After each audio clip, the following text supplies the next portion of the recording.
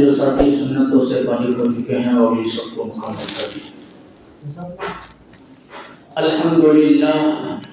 الحمدللہ نحمده ونستعینه ونستغفره ونؤمن به ونتوکل علیہ ونعوذ باللہ من شرور انفسنا ومن سیئات اعمالنا من يهد الله فلا مضل له ومن يضلله فلا هادي له ونشهد أن لا إله إلا الله وحده لا شريك له ونشهد أن سيدنا ومولانا محمدا عبده ورسوله صلى الله عليه وعلى آله وأصحابه وبارك وسلم تسليما كثيرا كثيرا أما بعد فأعوذ بالله من الشيطان الرجيم بسم الله الرحمن الرحيم يا أيها الذين آمنوا كتب عليكم الصيام كما كتب على الذين من قبلكم لعلكم تتقون وقال النبي صلى الله عليه وسلم من صام رمضان إيمانا واحتسابا غفر له ما تقدم من ذنبه أو كما قال عليه الصلاة والسلام صدق الله العظيم وصدق رسوله النبي الكريم رب اشرح لي صدري ويسر لي أمري واحلل عقدة من لساني يفقهوا قولي۔ ایک مرتبہ نبی اکرم صلی اللہ علیہ وسلم پر درود شریف پڑھ لیجیے۔ اللهم صل على محمد وعلى آل محمد كما صليت على إبراهيم وعلى آل إبراهيم إنك حميد مجيد اللهم بارك على محمد وعلى آل محمد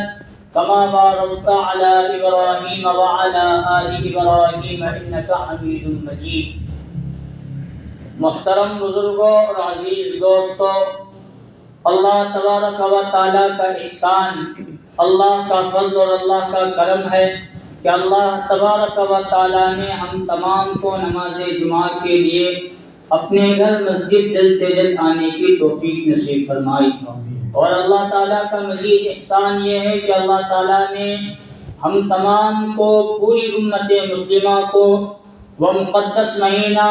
رمضان المبارک کا برکت والا، رحمت والا، مغفرت والا، جہنم سے خلاصی پانے کا مہینہ نصیب فرمایا۔ اس مہینے کے پانے پر اللہ تعالیٰ کے شکریہ کے طور پر جتنی عبادت کرے اور جتنی عبادت کا حق ادا کرے وہ پوری امت مسلمہ کے لیے کم ہے۔ کیوں کم ہے؟ اس لیے کہ رمضان المبارک کا مہینہ بڑا ہی برکت والا مہینہ ہے۔ اللہ تعالیٰ اس میں اپنے بندوں کی مغفرت کرنا چاہتے ہیں، اللہ تعالیٰ اس میں بندوں کو زیادہ سے زیادہ ثواب دینا چاہتے ہیں، اللہ تعالیٰ اس میں اپنی رحمت لٹانا چاہتے ہیں، اور اللہ تعالیٰ چاہتے ہیں کہ میں پوری امت مسلمہ کی اس مہینے میں خاص طور پر مغفرت کر دوں۔ اسی لیے علماء بیان فرماتے ہیں حدیث کے خلاصے میں کہ اللہ تعالیٰ نے اس مہینے کے 3 عشرے بنائے۔ کتنے عشرے کا مطلب ہوتا ہے 10 دن، ایک عشرہ 10 دن، دوسرا عشرہ 10 دن، تیسرا عشرہ 10 دن کے 9 دن، کبھی کبھار 9 دن میں ہو جاتے ہیں کبھی کبھار، لیکن وہ 9 آخر اگر 29 کا مہینہ بھی ہو تو اللہ کے فضل و کرم سے اسے 10 کا ثواب اللہ تعالیٰ نصیب فرماتے ہیں۔ تو علماء بیان فرماتے ہیں حدیث کی تشریح میں کہ اللہ تعالیٰ نے پہلے عشرے کو رحمت والا بنایا، دوسرے کو مغفرت والا، اور تیسرے کو جہنم سے خلاصی پانے کا اور جہنم سے آزاد ہو جانے کا عشرہ بنایا۔ گویا پورے مہینے کے تمام دنوں کو اللہ تعالیٰ نے اپنی رحمت، اپنی مغفرت اور جہنم سے نجات پانے کا ایک دن اور ایک وسیلہ بنا کر رکھ دیا ہے۔ لیکن اب امت مسلمہ اس مہینے کو غنیمت سمجھتے ہوئے، اس مہینے کو غنیمت پا کر اپنی مغفرت، اپنی رحمت، اللہ سے جہنم سے چھٹکارا کتنا حاصل کرنا چاہتی ہے وہ امت پر اللہ تعالیٰ نے چھوڑ دیا۔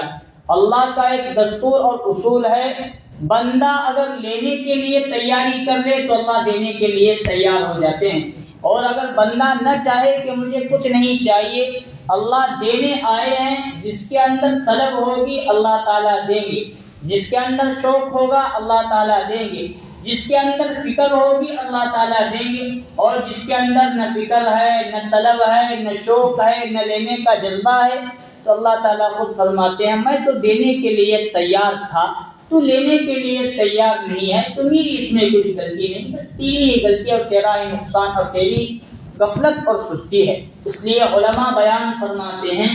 کہ اللہ تعالیٰ نے جو خاص طور پر 3 عشرے بنائے اور ہر عشرے کے اندر ایک خاص حصہ رکھ دیا، پہلا حصہ رحمت، دوسرا مغفرت والا، تیسرا جہنم سے خلاصی۔ علماء یہاں اصل میں بیان فرماتے ہیں 3 چیزوں کو رکھ کر اللہ تعالیٰ نے لوگوں کی 3 قسموں کو یہاں بیان فرما دیا۔ ایک وہ اللہ کے نیک، برگزیدہ، پرہیزگار، متقی بندے جو جن سے گناہ ہونا بھی چاہے وہ کرنا بھی چاہے تو یا تو بہت کم ہوتے ہیں یا تو نہیں کے برابر کم ہوتے ہیں، اس اعتبار سے کہ وہ زیادہ تر اپنا وقت اللہ کے راہ میں گزارتے ہیں، وہ زیادہ تر اپنا وقت مسجدوں کے اندر گزارتے ہیں، وہ زیادہ تر نمازوں میں گزارتے ہیں، قرآن مجید کی تلاوت میں گزارتے ہیں، لوگوں کی خیر خواہی میں گزارتے ہیں، اور اپنی زبان سے اللہ ہی کے ذکر میں اپنا وقت گزارتے ہیں۔ یا تو ان سے گناہ ہوتے نہیں، یا اگر ہو بھی جائے تو بہت کم۔ یہ میں رمضان کی بات نہیں کر رہا، یہ عام دنوں کی بات۔ تو عام دنوں کے تعلق سے جب ان سے گناہ یا تو نہیں ہو رہے یا وہ گناہ ہو رہے ہیں، صبح و شام کے استغفار کرنے کی وجہ سے، اللہ تعالیٰ سے توبہ کرنے کی وجہ سے، معافی مانگنے کی وجہ سے اللہ تعالیٰ ہر روز کے ہر روز ان کے گناہوں کو معاف فرما، بولو ہر روز کے ہر روز ان کے گناہوں کو۔ تو جو ایسے بندے ہیں جو متقی ہیں، پرہیزگار ہیں، نیکوکار ہیں، تو ان کے لیے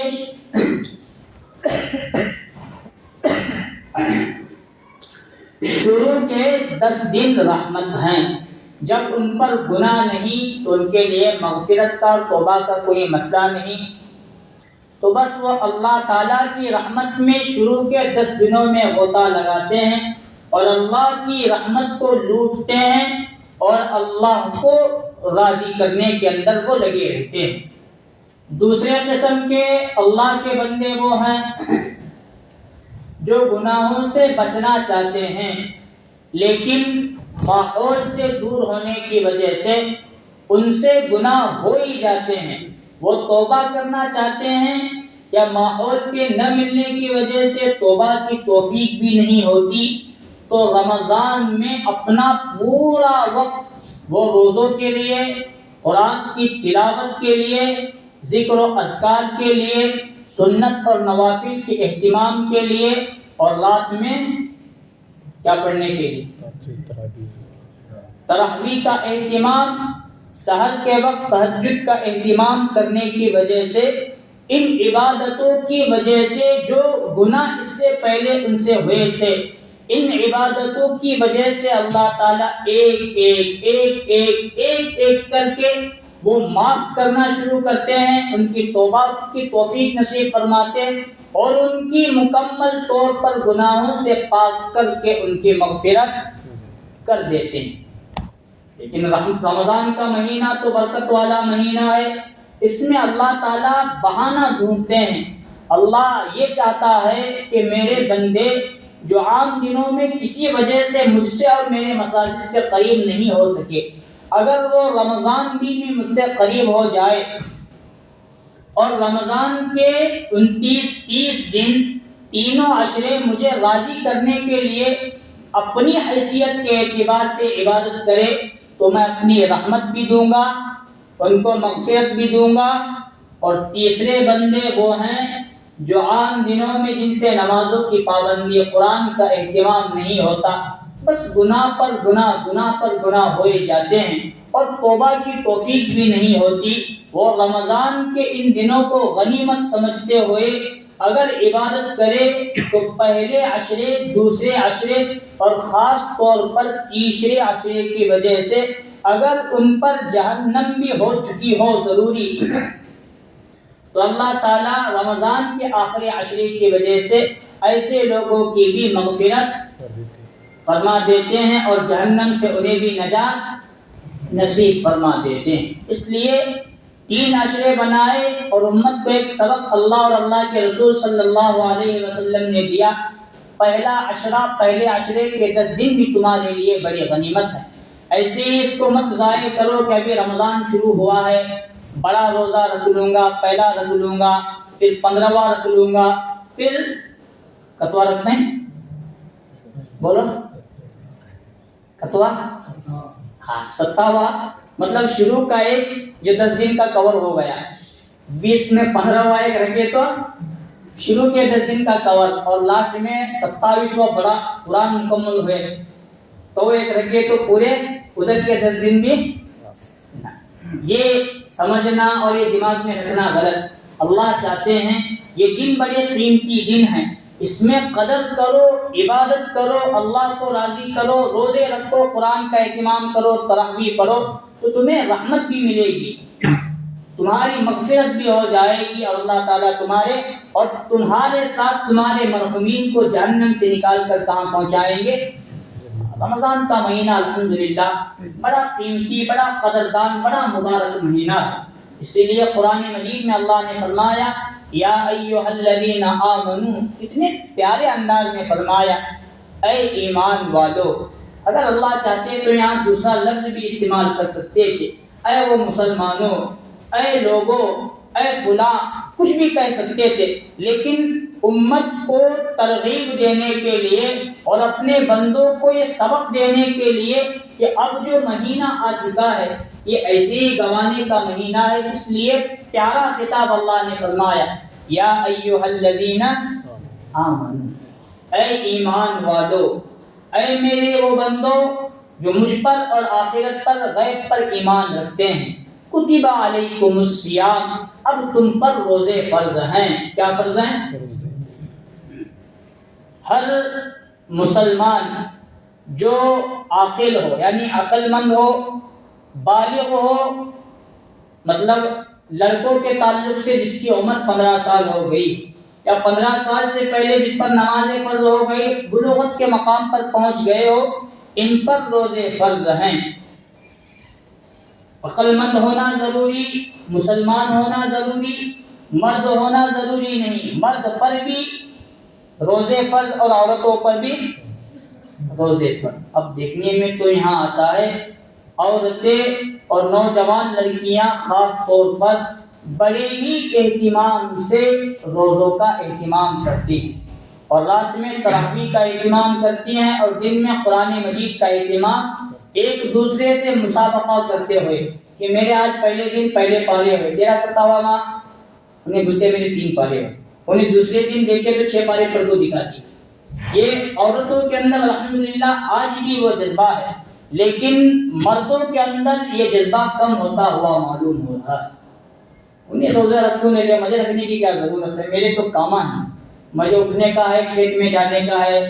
میری دوسری نوکری ہے، اور فلاں میرا کام ہے، مجھے گاؤں کام کو جانے کا ہے، دن پر کام میں تھکنے والا روزہ نہیں ہوتا۔ حالانکہ اس مہینے میں تو چھٹی لینے کی ضرورت ہے، اگر چھٹی نہیں لے سکتے تو آدھے دن کرو اور پورا روزہ رکھنے کی کوشش کرو، کیونکہ رمضان کا مہینہ بڑا قیمتی ہے۔ اسی لیے اللہ نے فرمایا یا ایھا الذین آمنوا کتب علیکم الصیام کما کتب علی الذین من قبلکم لعلکم تتقون، اے ایمان والو تم پر روزے فرض کیے گئے۔ اب ایسا نہیں کہ شروع سے لے کر پورا رمضان کا مہینہ 29 تاریخ ہو یا 30 روزے ہو، روزے رکھنا بڑا بھاری معلوم ہوگا، اس لیے اللہ نے فرمایا کما کتب علی الذین من قبلکم، ایسا نہیں ہے کہ امت مسلمہ ہی پر روزے فرض ہیں، نہیں، کما کتب علی الذین من قبلکم، اس سے پہلے جتنی قومیں اور جتنی امتیں گزری ہیں ان پر وقتاً فوقتاً روزے فرض تھے۔ بس امت پر ہی روزے فرض نہیں، اس سے پہلے جتنی بھی قومیں گزری ہیں ان پر بھی روزے فرض ہو چکے ہیں۔ تو یہاں اللہ تعالیٰ نے ہمت والا جملہ ہمیں یہ فرمایا، ایسا نہیں ہے کہ ڈرنا نہیں کہ روزے امت مسلمہ پر فرض ہیں، کیسے رکھ سکیں گے یا نہیں رکھ سکیں گے، نہیں، تم پر جس طرح روزے فرض ہوئے ہیں اسی طرح دوسری امتوں پر بھی روزے پہلے فرض کیے گئے تھے۔ حضرت موسیٰ علیہ السلام کے بارے میں آتا ہے، توریت لانے کے لیے اللہ تعالیٰ نے کوہ طور پر انہیں بلایا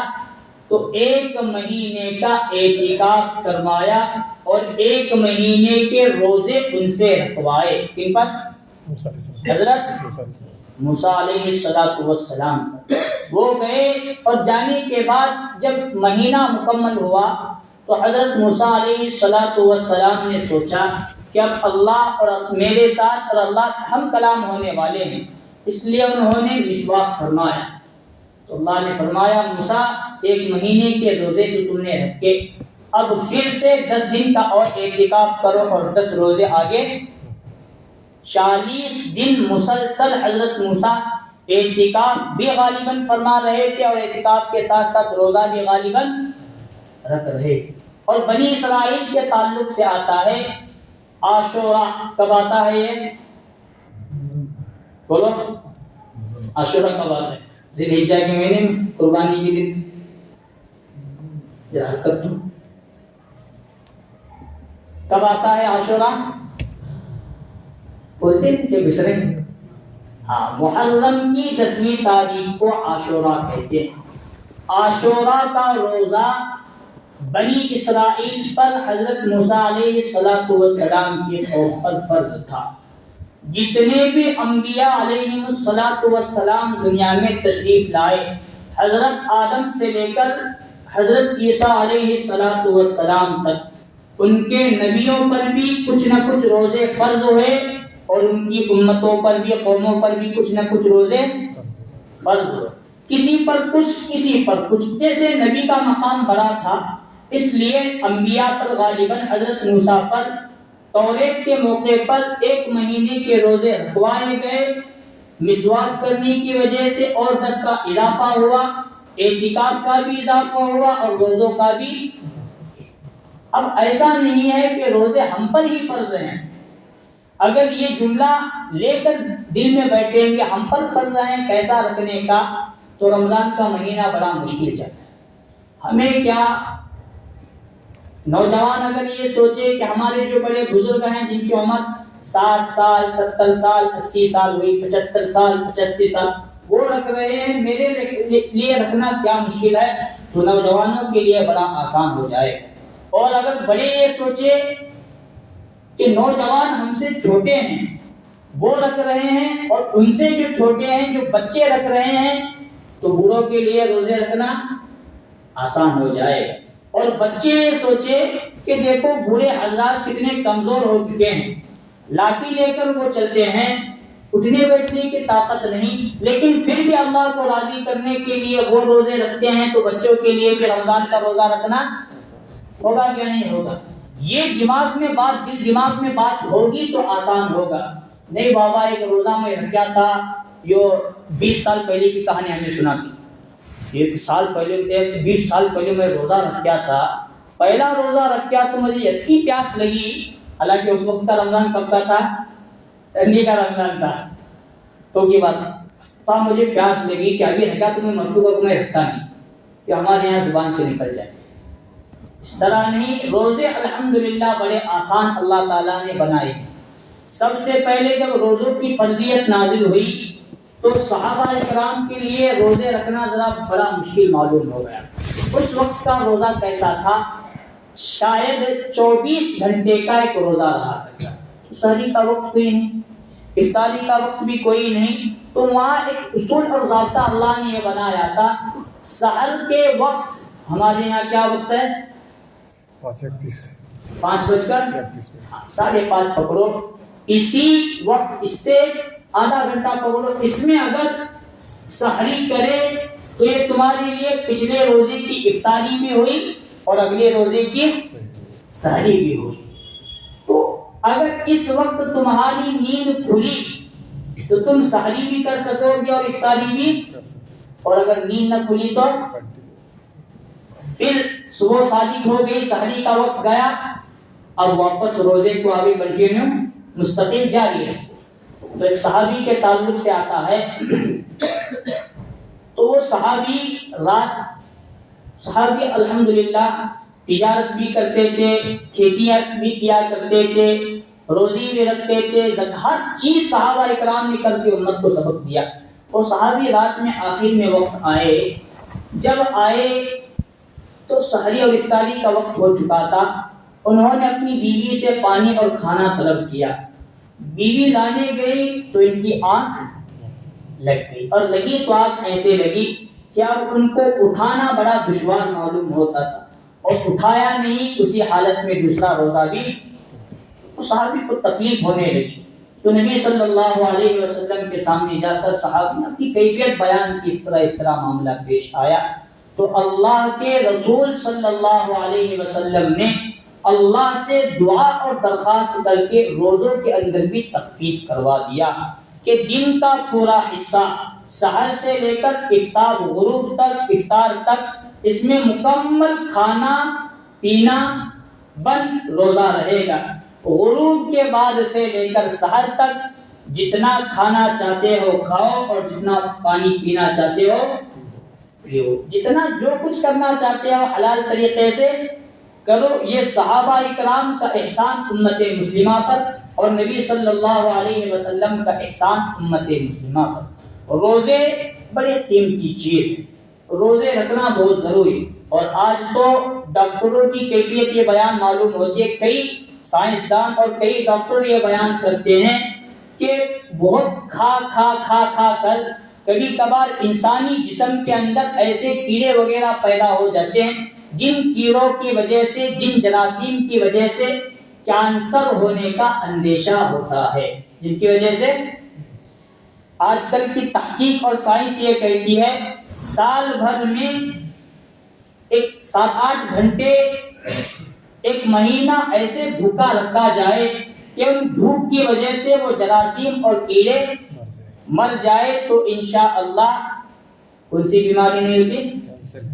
کینسر کی. آج یہ سائنسدانوں نے اور ڈاکٹروں نے تحقیق لگا کر نکالا, ورنہ اس سے پہلے نبی اکرم صلی اللہ علیہ وسلم نے امت مسلمہ کو یہ سبق دیا, اور اللہ تعالیٰ نے ہمیں بیان کیا کہ 11 مہینے تم کھاتے رہو پیتے رہو, جو کچھ کرنا ہے کرو, لیکن ایک مہینہ اللہ کو راضی کرنے کے لیے صبح سے لے کر شام تک بھوکے رکھو اور اللہ کو راضی کرو. اس بھوک کی حالت میں اللہ تم سے جتنا راضی ہوگا وہ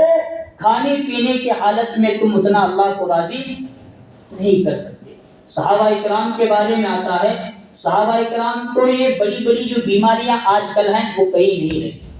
کسی صحابی کو آنکھ کے بارے میں بھی کوئی تکلیف نہیں ہوئی, معمولی سا بخار آ جایا کرتا تھا. اس کے علاوہ دور صحابہ میں کسی کو کبھی کی کوئی بیماری نہیں لگتی تھی. تو ایک حکیم نبی صلی اللہ علیہ وسلم کے دور میں مدینہ منورہ میں آ کر انہوں نے اپنا طب, اپنا مطب, اپنا کلینک لگایا, اور وہاں انہوں نے علاج کرنے کے اعتبار سے ڈاکٹریت کھول دی. تو 1 مہینہ ہوا, 2 مہینہ ہوا, 3 مہینہ ہوا, ان کے پاس کوئی پیشنٹ آنے کے لیے تیار نہیں.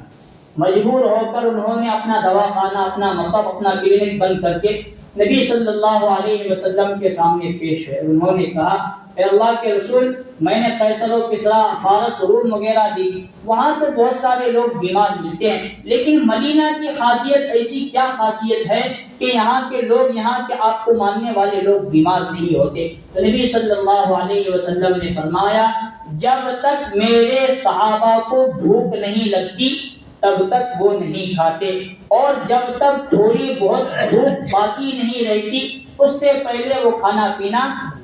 بند کر دے. یعنی جتنا ہم پیٹ کو بھوکا رکھیں گے اتنا ہی بیماریوں سے اللہ تعالی ہمیں نجات نصیب فرمائیں. اس سے پہلے تو روزے لوگوں پر فرض تھے, لیکن رمضان جیسا مقدس مہینہ, رمضان کی نسبت سے، رمضان کے تعلق سے نہ اللہ تعالیٰ نے حضرت نوح کو دیا، نہ حضرت موسیٰ کو نہ دیا، نہ حضرت کسی بھی نہ نبی کو دیا، نہ کسی قوم کو اللہ تعالیٰ نے دیا۔ یہ اس امت کی خاصیت ہے، نبی صلی اللہ علیہ وسلم کی برکت ہے کہ رمضان جیسا رحمت والا،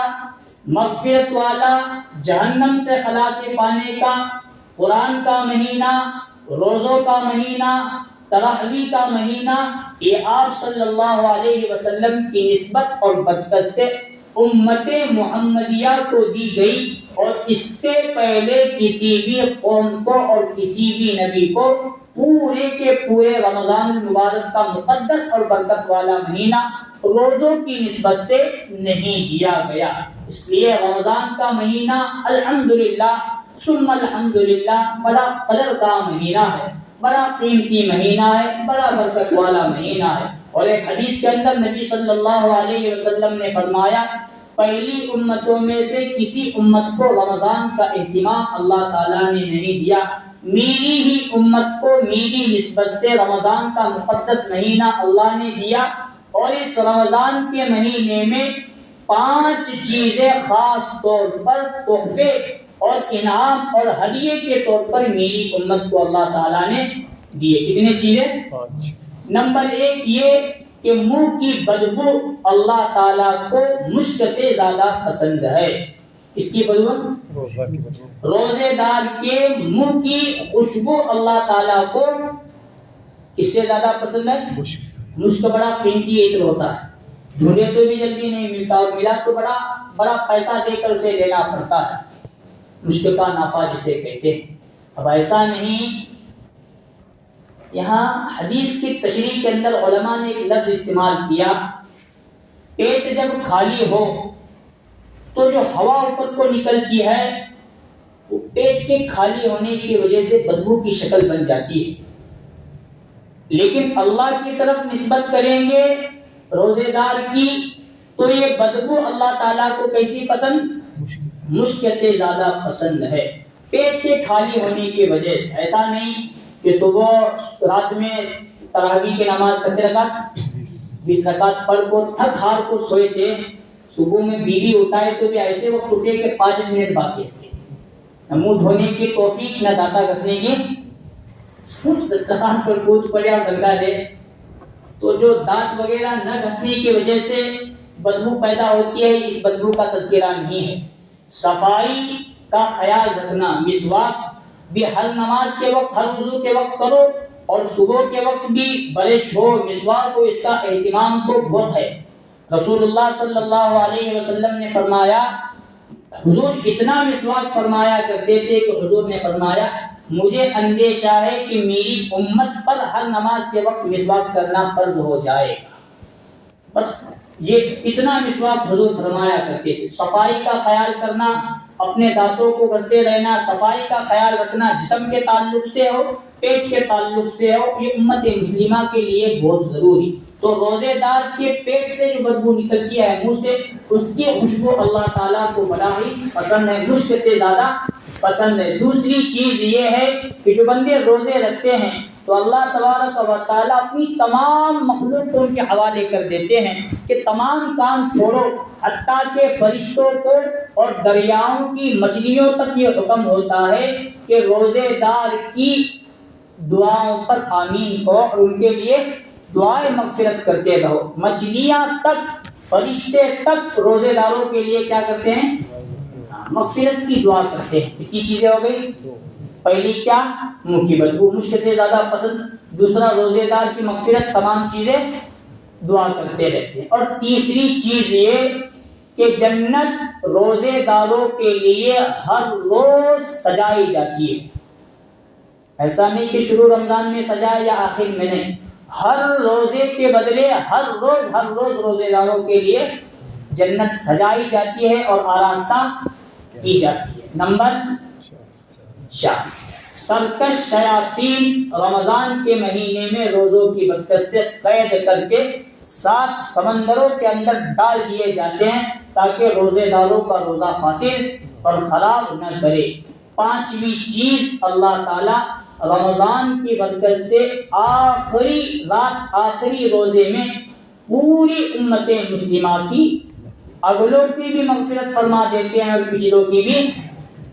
پہلے روزے تو پہلی قوموں پر فرض ہوئے تھے لیکن رمضان کی نسبت سے نہیں, اور رمضان کی نسبت سے یہ عظیم نعمتیں اللہ تعالیٰ نے امت مسلمہ ہی کو دی ہیں, کسی اور کو بھی نہیں دی. اللہ تعالیٰ اپنی رحمت لٹا رہے ہیں, مغفرت کر رہے ہیں اور جہنم سے نجات دینے کے لیے دلا بھی لگا رہے ہیں. اس لیے ہم لوگوں کو چاہیے کہ روزوں کا اہتمام کریں, قرآن مجید کا اہتمام کرے, تراویح پابندی کے ساتھ پڑھے اور روزے اہتمام کے ساتھ رکھتے رکھتے غیبت سے, چغل خوری سے, جھوٹ سے, ادھر ادھر کے واویلا شرارتوں سے مکمل طور پر اللہ تعالی ہم تمام کو بچے رہنے کی توفیق نصیب فرمائے. اللہ تعالی ہم تمام کو رمضان المبارک کی قدر کی توفیق نصیب فرمائے. آمین. وآخر دعوانا الحمدللہ رب العالمین.